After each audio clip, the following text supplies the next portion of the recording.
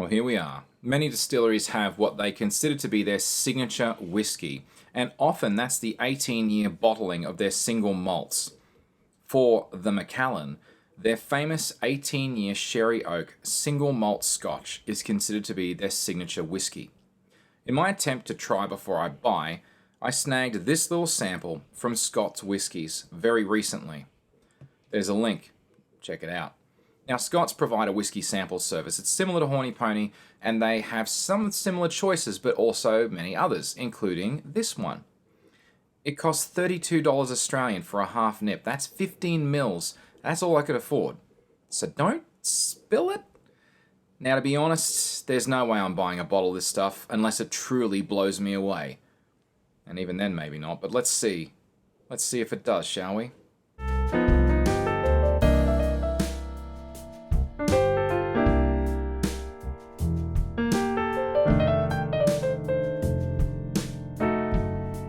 This is Whiskey. I'm John Chidgey. Always remember to drink responsibly, in moderation, and where and when appropriate. Feel free to like and subscribe if you're watching this on YouTube, and visit engineer.network/whiskey, without the E, to learn how you can support the show. Thank you. Now, to date, I've tried 6 different Macallans. The 12-year sherry oak, of which I have a bottle, about half a bottle of it left. I'm making that last. I've also tried a 12-year double cask, and it was okay. 12-year colour collection, a 15-year colour collection, and an 18-year colour collection, and most recently, the Classic Cut 2023 release. I've only really reviewed the 12-year sherry oak and the Classic Cut on the show, so this is one I absolutely had to try, and honestly, I have been itching to try this for months. The 18-year single malt sherry oak matured whiskey has been a staple of Macallan's lineup for decades now, actually since 1984. So that's, 4 decades now? In more recent times, there has been a lot of debate around the quality of the casks that they're using more recently than from decades in the past. In the very first episode of the show, I talked about the use of Golden Promise, that's the part of the barley equation, and how it impacted Macallan's distillate. But now I think it's time to talk about the barrels. There's actually a lot on the Macallan website that talks about how they get sherry oak barrels before filling them with their new make. Now, previously I covered off how Glenmorangie do it. Here's how Macallan do it, or it's the Macallan version of the same thing.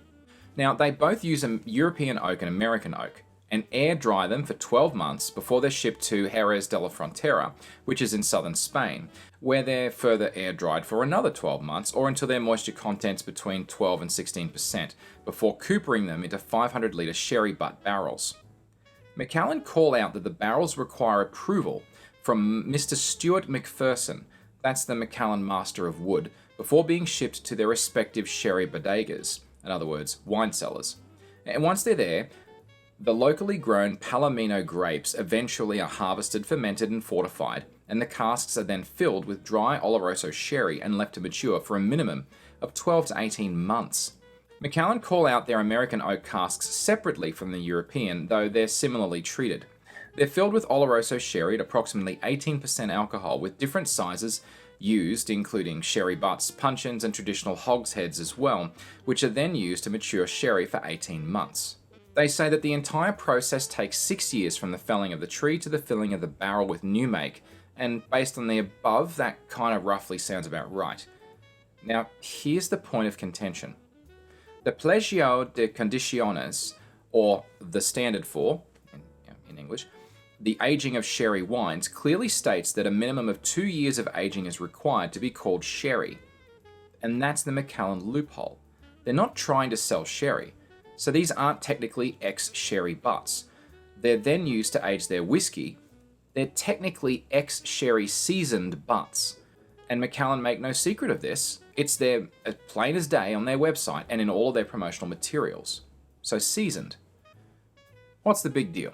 Well, if sherry butts of old held sherry for between 2 and 10 years in some cases, sometimes for shipping to other countries where it would sit for quite a while in a warehouse before it was bottled, and then used for whiskey maturation, then they should in theory have more sherry influence embedded in their wood than one that's only held sherry for 18 months and is therefore just seasoned, less than a barrel of old would have been. The million-dollar question is, can you, the consumer, or me, tell the difference? Some old-timer whiskey connoisseurs will tell you absolutely can. Well, of course, whether you subscribe to that belief or not, or whether that's just the whiskey equivalent of audiophiles insisting on oxygen-free copper that reduces noise, sure. The truth is that time marching forward and the scarcity of those sherry barrels in the past, the scarcity is increasing. Sherry just isn't made in the sorts of volumes and let to rest in the same amount of time that it used to be in decades gone. Fewer people remain that can tell the difference between the taste of the old and the new cask offerings, and clearly Macallan have done their research to best balance cost and time payback with the final product. And if they hadn't, well, they wouldn't have made so many investments in the sherry industry in Spain. For example, in September 2024, Macallan entered into a partnership where they'll own 50% of share capital of 3 companies in Spain: the Tavasa Cooperage in Jerez and its businesses Forestal Peninsula and Forestal Peninsula de Cantabria that operate sawmills to form a new company called the Tavasa Forestal Group. In 2023, Macallan acquired half of Grupo Estevez and its Valdespino sherries, wines and aperitifs, vineyards and bodegas. Macallan also acquired the Vasamia Cooperage in Jerez in September 2023, who specialize in American oak casks, as well as forming a private joint venture with Cooper's Oak, that's a sawmill in Ohio, as a provider of American oak staves to Vasamia. And it makes sense. You have to control your supply chain. Your casks are critical to your business, so you have to control where the wood is coming from and how the sherry is aged before you get to use them, just like Glenmorangie and their involvement with plantations in the Ozark Mountains through to Jack Daniels, just as another example. Now, to wrap up on the seasoning of sherry barrels, though I'd just add this one last thought for you to ponder. If aging sherry in oak for 3 years, 5 years, 10 years or more, then being used to age whiskey after that, is demonstrated by another distillery as creating a markedly superior whiskey, then the consumer will simply start buying the better product, and Macallan will be forced to change their processes to compete. All's fair in love and war, and making whiskey, after all, this is in just so many ways just business. So that's the sherried barrel thing. Let's get to the main event. The price of a bottle, be sitting down, of the 700ml version of this from 2017, back in 2017, as best I can tell, was about $350 Australian a dance. But if you want one of the 2017 bottles today, I hope you got a spare $1,700. I mean, what? If you're happy with the 2023 release, it's a bargain. It's only $700 from Kent Street Cellars. At least they throw in shipping for that amount of money. I mean, really, seriously, Macallan, you guys, you're killing me. Is it really worth that? I guess we'll find out in a minute. All 18-year sherry oaks from 2017 to today are bottled in an ABV of 43%. It is chill filtered, but it isn't coloured. Macallan famously don't colour their whiskies, as it's considered to be one of their 6 pillars of producing whiskey, noting that chill filtering isn't. Never mind. The 18-year is considered to be many by Macallan's most famous classic range whiskey. It's aged entirely in sherry oak casks. The variability from year to year is always contentious, but in recent years, if you look at the whiskey-based scores, which you should always take with some skepticism, there's only a 1.5 out of 100 point variance between the rankings for this particular dram between 2017 and 2023 vintages. But then again, the whole controversy behind seasoned casks hasn't really hit yet. They first started using seasoned casks at some point in the early 2010s, which means that we won't see the result of this in the 18-year release until about 2029.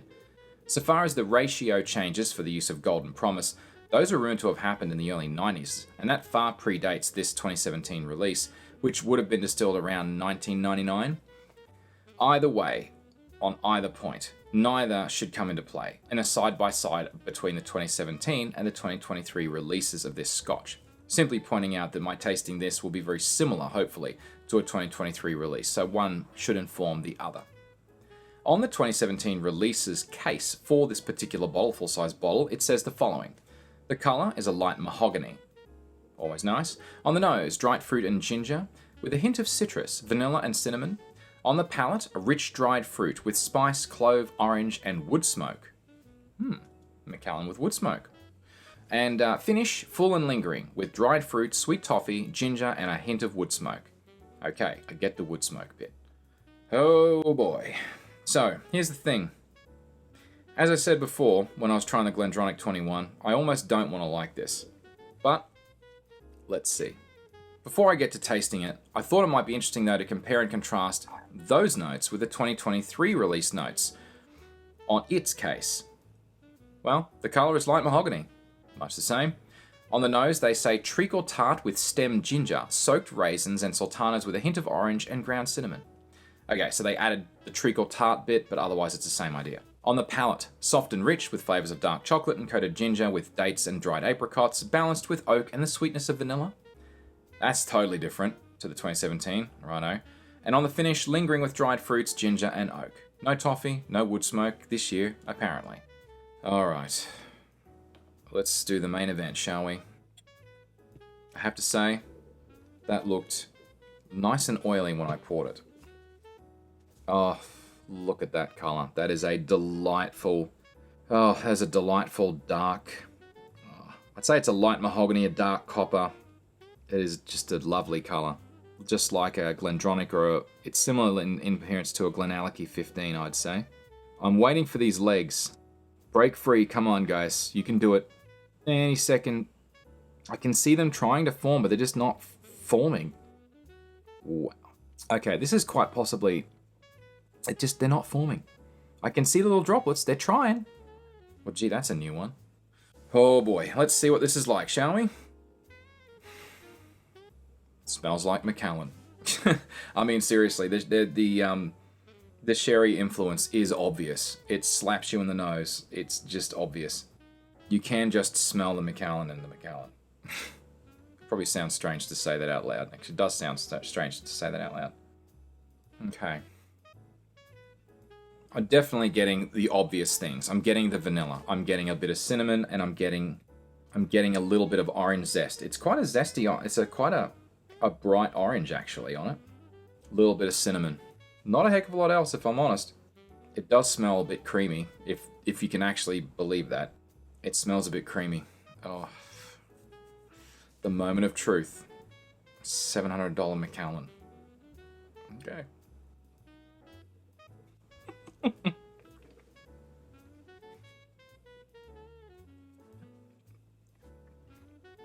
Curse you, Macallan.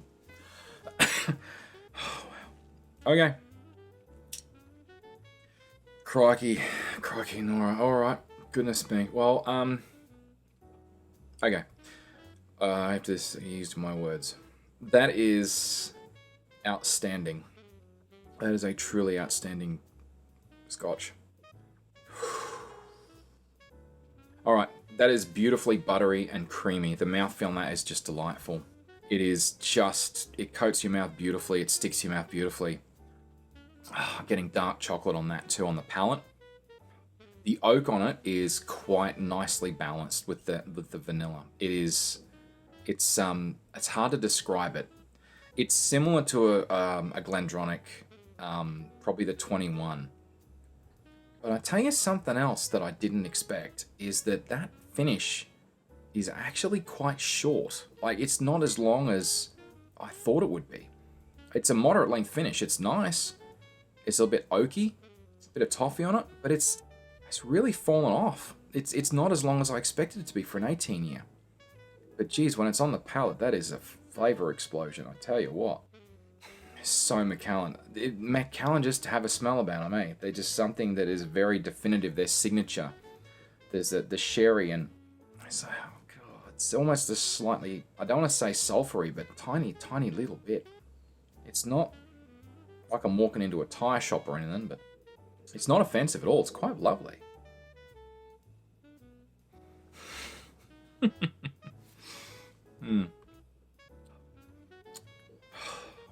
You know what it's like? It's like a vanilla fudge. It's like a really light fudge. Not quite a light caramel. Somewhere between it's like a darker combination of like a darker chocolatey kind of, but still vanilla-y fudge. I don't know how they pull that off. So like a Glendronach is darker, heavier, stronger, bolder. This is still manages to pull off being Well, it's still a strong flavour, but it's not bold, and it's not super light. It's somewhere in the middle. The balance is just lovely. But again, the finish, it's just not... I just expected it. I expected that this would be hanging around. Like, really hanging around. That's the only thing I'm disappointed about. This is the problem with expectations. You set expectations that high, and then they just don't quite meet them. It's like, wow. But I mean, goodness me, I don't have it... Okay, look, first of all, I don't have a 2023 to do a side-by-side with. This is the 2017. I think the point, though, is that based on other people's reviews and scores, I'd say it's fair to say that they're pretty similar. But there is also going to be a slight variation from year to year. And the person writing up the tasting notes is only human. I mean, you know... Oh, there's a little bit of wood smoke. Okay. Yeah, I'm getting a little bit of that wood smoke now. Geez, that took a while to come out. Right in the tail end of that finish. Interesting. Alright. Oh, boy. But honestly, though, I think I'd need to trip over a bar of gold before wanting to buy one of these. It's just so expensive. Maybe I'll do a comparison of the 17 and the 2023 someday, but maybe not. Probably not. I don't know. We'll see, I guess. Never say never. Alright, it's showtime. It's showtime. I gotta rank this baby. I gotta rank it. So first of all, this is a 4 for cost. This is serious, serious money, and you may need serious help. And that's just based on the 2023 bottling pricing. If you want to go back and buy a 2017 bottle of this right now, it's going to cost you, it's a 5 for cost. So let's not even think about it. Let's just stick with the 4 for cost, because who in their right mind would? Unless you're a collector, I guess, and I'm not. Quality for this is easily a 4. There is no doubt. I don't even have to blink and think this is a 4. It's an amazing drink. It makes me giggle. You saw and heard, and that was not a put on. This is seriously incredibly good. My problem is it a 5? Because I want to give it a 5. At the finish on it, I just...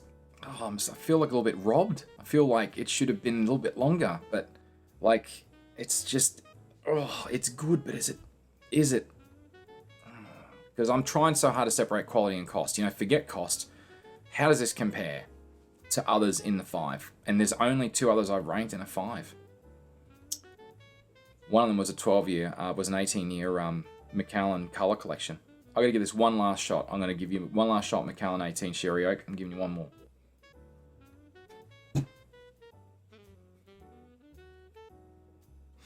Damn it, it's a 5. I'm going to give it a 5. I don't care. I mean, it is... that is inside meltingly damn good. It is so bloody good, but good God almighty, who the heck's going to pay $700 for a bottle of this stuff? Like, seriously, that's insane. That's just insane. I mean, at that cost, it's an orange, and it's got to be. Like, honestly, you only invest in one of these things if you are damn keen, if you are mad keen, if you are in love with Macallan. You would have this for the super specialist of special occasions, and you would not drink it on any other occasion other than that. You'd be mad or filthy rich, and I'm neither, hopefully. Well, actually, I wouldn't mind being filthy rich, but I'm definitely not mad, so I don't think I am. That's something a mad person would probably question. See what this is doing to me? It's making me question my choices in life. And seriously, my choice is probably not to buy one of these, because I think that is the sane thing to do. But my God, is it a good drink? Why did it have to cost that much? And with that, I've only got a 15ml sample, so I'm going to make this last for as long as possible. I'm going to stretch this out. Cheers. Thanks, Macallan, I think. See you next time.